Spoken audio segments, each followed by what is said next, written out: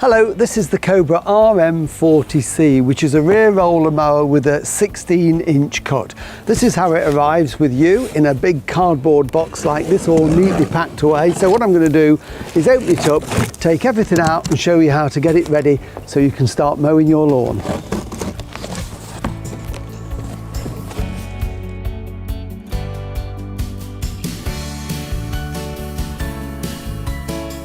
So here we have it, all unpacked, all the wrappings taken off. We've got the mower here itself with the handlebars that are folded down, so they just need a little bit of installing to get those up and running, which we'll do in a second.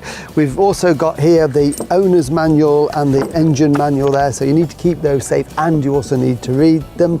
You've got a spark plug socket should you need to remove the spark plug. That is a cable clip which we'll need in a minute. And then we've got here the grass collection bag, partly assembled, but we need to do just a little bit. We need to just clip it onto the frame. It's done like this for transportation purposes, so it's very simple to do. We've got this steel frame just here and we need to just pull this flap round it and just clip it on. If it's cold when you do it, just warm this up a little bit and you'll find it just becomes a bit more pliable. Just a little tip there, and then this one at the side we need to just pull through. And again, as you can see, if we just open up that rubberized flap there and fold it over, and this one here. So that holds the bag neatly on there, so it will catch the grass clippings. And then we've also got some protectors here. Again, these were put in transit. It's just a case of just taking these off. It's just twist them off, these little plastic protectors. And that is that. So that one's ready now to use. So I'm going to put this on the floor so we can work on the rest of the mower. If I just pull this forward, we can also see that what we've got on this part of the handlebar frame, we've got these protectors on. And again, I'm just going to slide those off. They're put on just to make sure that these corners don't do any damage when it's in transit. So we don't need those anymore. So what we need to do now is to assemble this handlebar. It's very simple to do. It's partly done for us.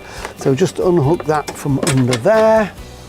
And we can see that that folds down like that. So the first thing we can do before we can attach it is we've got to take out these nuts and bolts that have been put through this piece of frame here, this bracket, which is where we're going to attach the frame to. So it's just take them off, and each one has got a nut, a bolt and two washers. We've got a flat washer, a split washer and a hexagonal nut, and then the little bolt there. So there's two on either side, so we just take those out and then we can put it all back together again. Okay, then repeat it on this side, one set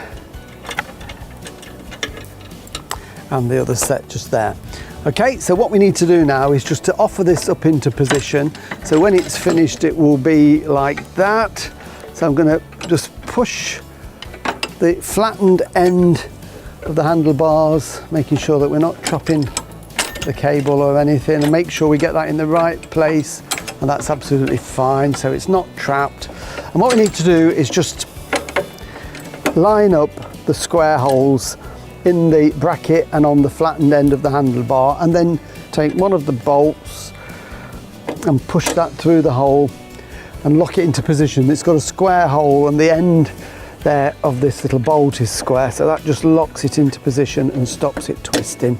So get those both in there. So I'm just going to put the flat washer on first, then the split washer, and then the hexagonal nut, just finger tight to start with until we've got them both on. And then the same with this one, flat washer, split washer and the nut. And then what you do need is a 13mm spanner just to tighten those up. The bolt can't turn because it's in the square hole at the back. So it's just tighten those up onto the split washer so that it won't vibrate out when we're using it. So what we need to do then is repeat that process on the other side. So just hold that in position, push through the nut and the washers, and then tighten it all up when I've finished. I just need to just tighten them up so that everything is firmly in place, and that's it. You don't need the spanner anymore now. We're finished with that, and they're on really tight and secure onto this bracket. So we can then fold up the top part of the handlebar, and then we'll see here we've got these red levers. They just spring into position like that, and that holds everything nicely in place. And of course, when you want to put this away to store it, you just slacken these off, and then the top part will fold down. So it's great for storage in sheds and garages. Doesn't need quite as much space. And the final thing is we've got the cable here, and just to stop this flapping around and being damaged, we've got a cable clip here. So just slot it in there like that, and then put it onto the handlebar and just give it a push on, and that is it. It's firmly in place and can't come to any harm. So that is the assembly part of it done. What we do now is we get some fuel in it. So it needs clean petrol and it needs oil in there. So we're going to start with the petrol, and with the introduction of the new E10 petrol, it's really important that you use fresh petrol and don't leave it in the tank too long. And you can get a fuel stabilizer as well, just to make sure your mower runs nice and smoothly. We're just going to put this new fresh petrol straight into the tank like that, and then we can put the lid on it, and then we need to put in the oil. And I've got the oil which is provided with the mower, so I'll just come around to this side. This engine on this mower takes 400 millilitres. The bottle is 0.6 of a litre, 600, so we don't need all of this. A little tip to be able to pour it in: I'm going to raise this lever here so that it's not in the way.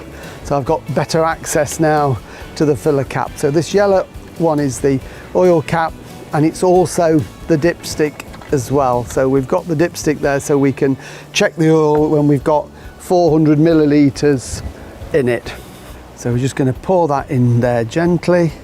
So bear in mind this is 0.6 of a litre. I need 2/3 of this bottle, a bit more, yeah.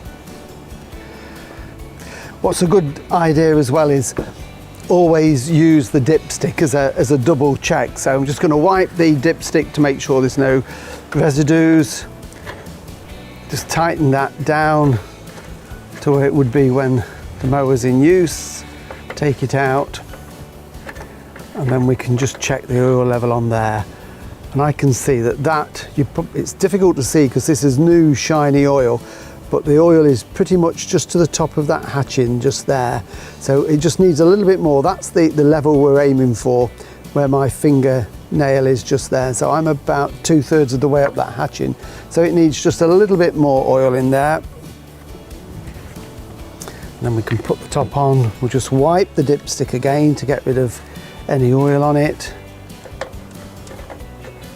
Just tighten that down. Let me take it out again. And I can see, yes, the oil level is there now. I can see the shiny new oil just to that point. So that is perfect. So we are now ready to start the mower. So what we'll do is lift it down onto the lawn, and I'll show you the starting procedure. Okay, so this mower is a 16-inch mower. It's got a rear roller, so this will leave a stripe, but it's a push mower, so it's not self-propelled. And to collect the grass cuttings, we've got the bag that we've assembled. Very simple to put on. We just open this flap up, and that just sits on there like that, and then the flap goes down and holds that in place. So this one has got an indicator on that when the air is blowing through, it flaps. When it stops, it tells us that the bag is full and you need to empty it. So that's quite a handy little gadget on there. The height of cut I lifted to put the oil in it, but when you get it out of the box, it is at the lowest. Never start the mower with the deck on the grass really tight down like this. It will just scalp the lawn and it strains the engine as the blade drags around. So lift it up fairly high, and then when you've started the mower, you can drop it down to the height that you want when the blades are turning, and then that will be much better. So get that up nice and high to start with. It's a recoil start here.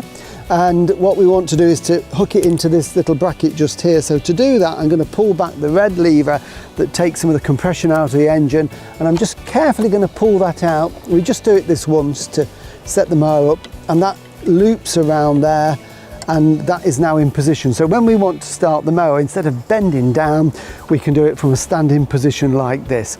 Starting is very simple. We have got this red lever here. To start the engine, we have to pull this lever in before it will start, and then when we want to stop, we just simply release it and the engine will cut off.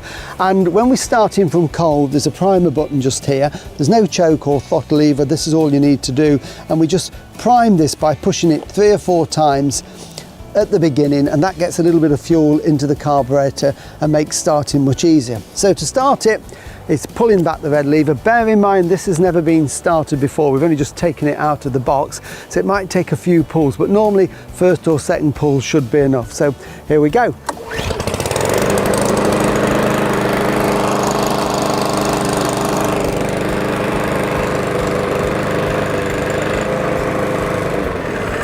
So there you have it, that's the Cobra RM40C, a great little rotary mower with a rear roller to give a stripe that will make a really smart job of cutting your lawn. Remember to register your Cobra online at www.cobragarden.co.uk. Always have your Cobra serviced regularly. Check the website for your nearest dealer.